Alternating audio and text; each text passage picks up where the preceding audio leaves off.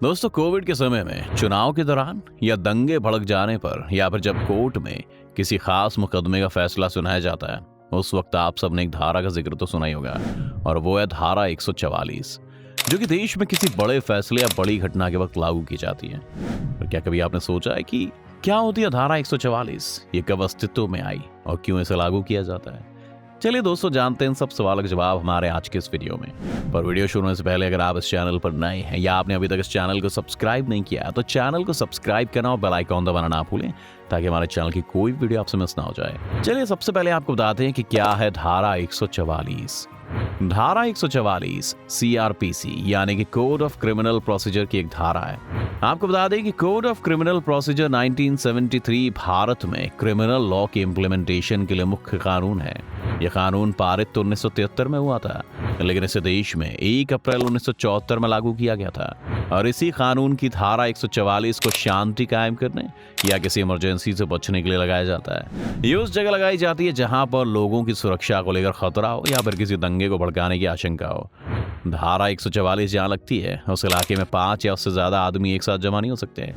आसान भाषा में बताएं तो जब कहीं पर कोई दंगा होने की स्थिति बन जाती है या फिर ऐसी आशंका होती है, वहां पर ज्यादा लोगों को एक साथ आने से मना कर दिया जाता है। वहीं अगर कोई सेंसिटिव एग्जाम होता है जो कि पहले भी लीक हुआ होता है, तो आजकल वहां पर भी इस धारा का इस्तेमाल किया जाता है। क्या है धारा 144 का इतिहास? दोस्तों, इस धारा का पहली बार इस्तेमाल साल 1861 में किया गया था। कहा जाता है कि राजरत्न देबू नाम के एक अफसर धारा 144 के शिल्पकार थे, यानी कि उन्होंने इसके नियम बनाए थे।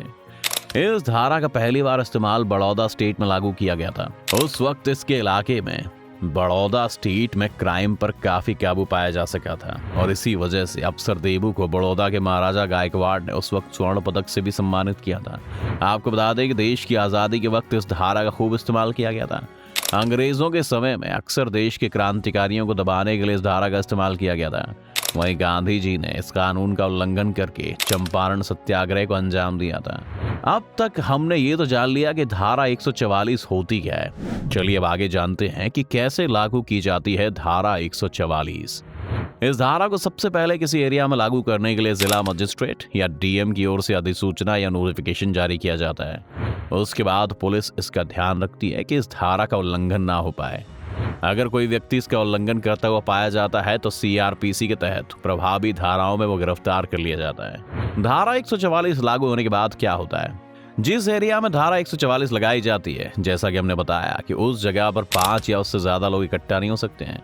इसके साथ ही उस इलाके में कोई बैठक नहीं हो सकती है और ना ही रैली या जुलूस निकाला जा सकता है। इतना ही नहीं, इस धारा के लागू हो जाने के साथ ही उस इलाके में हथियार भी नहीं ले जाए जा सकते हैं। यातायात संचालन यानी ट्रैफिक की आवाजाही पर भी रोक रहती है। यहाँ तक कि इस धारा के लागू होने के बाद प्रशासन उस इलाके में इंटरनेट को भी बंद करवा सकता है। इस धारा के लिए इंटरनेट बंद होने की ज्यादातर घटना जम्मू कश्मीर में देखने को मिलती है। अक्सर वह आतंकियों के छिपे होने की सिचुएशन में सेना के सर्च ऑपरेशन चलने के वक्त उस एरिया में धारा 144 लागू कर दी जाती है, जिसके तहत इंटरनेट की सर्विस को या तो ठप कर दिया जाता है या फिर उसकी सर्विस को कम करके 2G पर ला दिया जाता है। आपको बता दें कि ऐसा तब किया गया था जब जम्मू कश्मीर से अनुच्छेद 370 को खत्म करने का फैसला लिया गया था। उस दौरान खराब हालात होने की आशंका की वजह से सावधानी बरतने के लिए ऐसा किया गया था। उस दौरान जम्मू डिवीजन भी इसकी चपेट में आ गया था। आपको बता दें कि करीब 1 महीने बाद वहां लोगों को इंटरनेट की सर्विस नॉर्मल तरीके से दी गई थी। दोस्तों, आपको बता दें कि जब धारा 144 लगाई जाती है तब ये 2 महीने से ज्यादा के लिए नहीं लगाई जा सकती है। वहीं अगर हालात 2 महीने बाद भी काबू में ना हो तब सरकार की ओर से इस धारा की अवधि को और 2 महीनों तक के लिए भी बढ़ाया जा सकता है, लेकिन कभी भी 6 महीने से ज्यादा ये लागू नहीं की जा सकती है। और एक बार हालत काबू में आने के बाद इसे हटाया जा सकता है।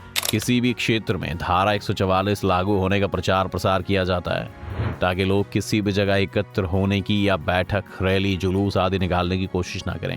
पहले ढोल पर मुनादी कराई जाती है, फिर लाउड स्पीकर का सहारा लिया जाने लगा। अब टेलीविजन, अखबार, यहाँ तक कि सोशल मीडिया के जरिए भी किसी क्षेत्र में धारा 144 लागू होने का प्रचार किया जाता है ताकि सभी लोगों को पता चल जाए कि उन्हें इस काल के दौरान क्या क्या सावधानी बरतनी है।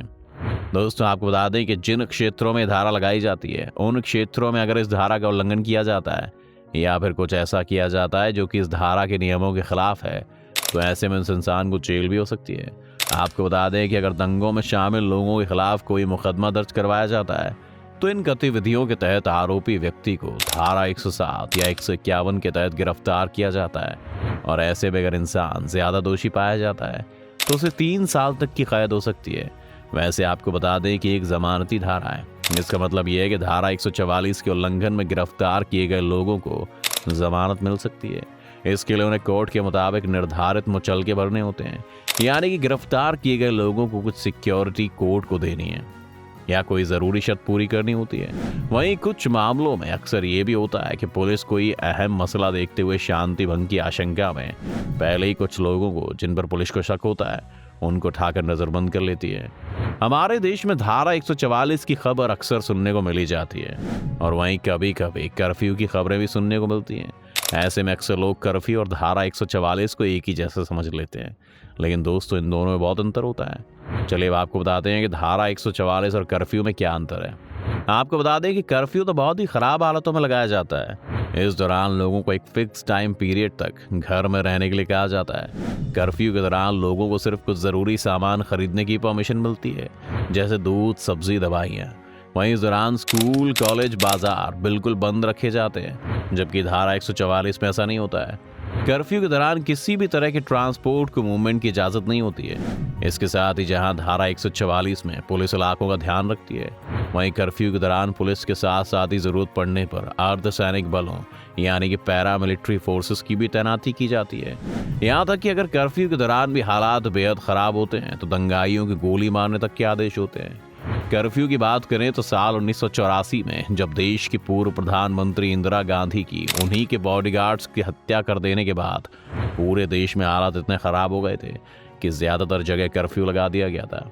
कर्फ्यू भी हालात ठीक होने के बाद ही लगाया जाता है। कर्फ्यू और धारा 144 में बहुत अंतर है, लेकिन दोनों का मकसद एरिया में शांति कायम रखना और दंगों को रोकना है। दोस्तों, भले ही धारा 144 देश में शांति बनाए रखने के लिए लगाई जाती है, लेकिन कई बार इसको लेकर लोगों द्वारा सवाल उठते रहे। बहुत से लोगों का ऐसा मानना है कि इंडिया जब एक लोकतांत्रिक देश है जहां अपनी बात रखने का हक है, तो ऐसे में देश में अक्सर धारा 144 लगा देना उसकी अभिव्यक्ति की आज़ादी यानी कि फ्रीडम ऑफ एक्सप्रेशन के अधिकार को खत्म करने या कम कर रही है। जबकि भारत का संविधान पब्लिक ऑर्डर को बनाए रखने के लिए नागरिकों को मिले इन अधिकारों पर उचित प्रतिबंध यानी कि रीजनेबल रेस्ट्रिक्शंस लगाने की परमिशन देता है। ऐसे में सवाल ये है कि क्या है वो रीजनेबल रेस्ट्रिक्शंस।